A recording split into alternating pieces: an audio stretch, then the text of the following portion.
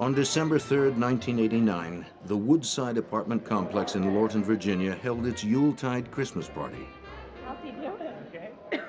The Woodside was a large but friendly complex, a community that revolved around family life and children's activities. The kids were always excited about the party, which meant special treats and presents. A single mom, Tammy Brannen, had found in the Woodside complex a safe community in which to raise her only child, Melissa. As the evening wound down, Tammy stopped to visit with a friend before going home. Cool, we'll have some pizza. How about that? Okay? Can I go get some potato chips? Okay, we'll come right back. Okay. I'm extracting down the ocean. Really? Mm-hmm. Good for you. Yeah. Did you? We gotta get ready. Okay. We have a lot to do. She's getting so big. So cute. She is. Did you see where she went? She lost sight of her daughter for only a few seconds.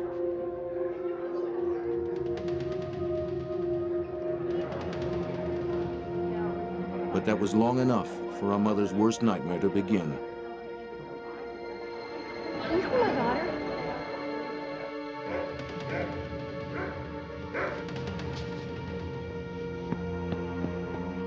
Melissa?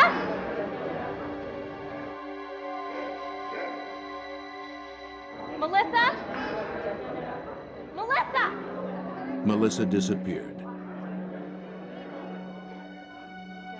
The Fairfax County, Virginia Police Department was called immediately.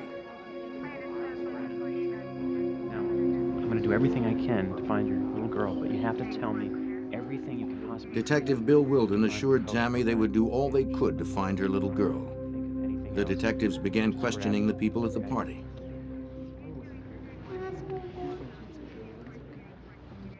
No one could recall seeing Melissa leave the party or anywhere near the front door.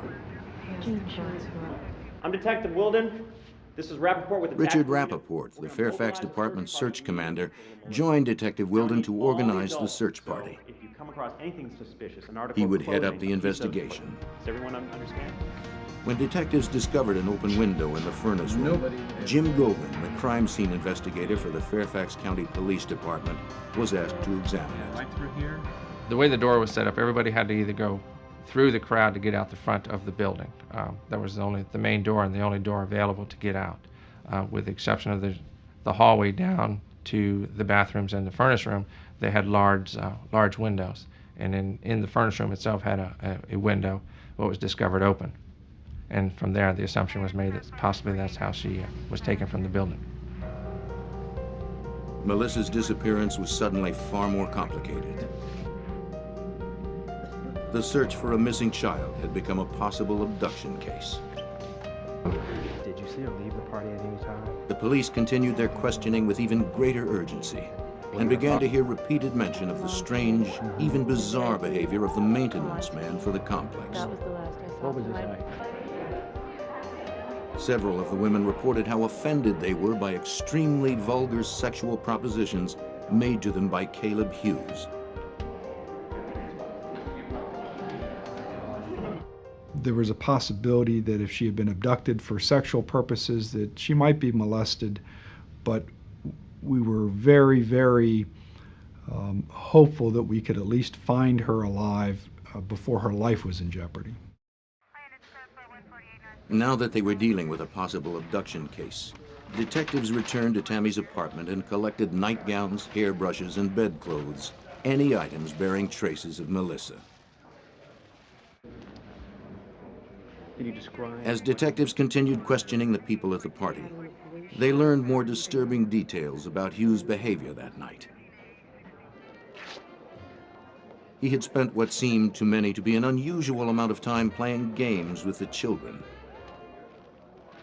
He made the parents uneasy by touching the kids. There was something unsettling, something indecent about him. At the party, he was not dressed as well as the rest of the people. He wore his work clothes. He mingled with some of the people he knew at the party, and he spent some time talking with Melissa's mother, making comments about Melissa, and offered to take Melissa and a couple of the other children to the restroom if they needed to go. He just had some very suspicious behavior from a man of his age around the children. With growing suspicion, the detectives tried repeatedly to reach Hughes by phone and then went to his house, but were told by his wife that she had no idea where he might be. Will you be playing with her tonight? He had left the party sometime before our arrival there. He lived only 4 miles away, but it took us several hours for us to contact him because he had not yet returned home. Finally, 2.5 hours after Melissa's disappearance, Caleb Hughes called the police, who then returned to his house.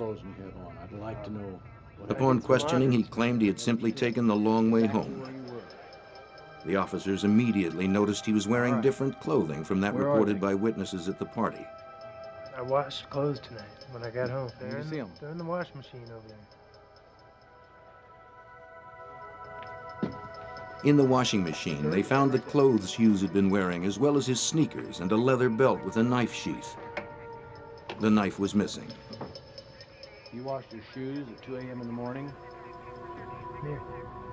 He'd been gone for several hours, and to come home in the middle of the night when your family was asleep and to feel the immediate need to wash everything you had been wearing, including your shoes, we found that rather suspicious behavior, and that just further added to our interest in his whereabouts.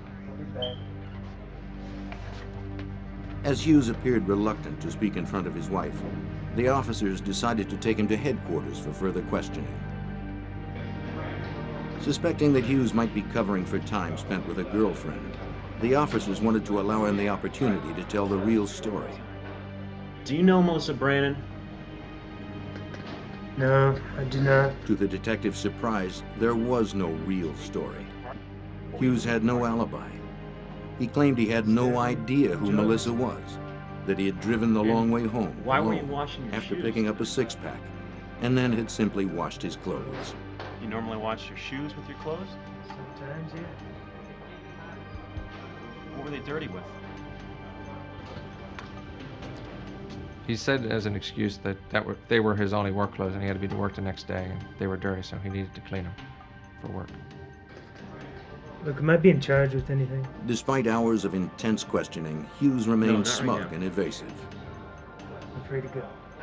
Finally, Yeah, you're free to Detective go. Wilden told him he was free to go, But I know you're though he guilty. was almost certain Hughes was lying. Well, you're gonna have to prove it then, aren't you?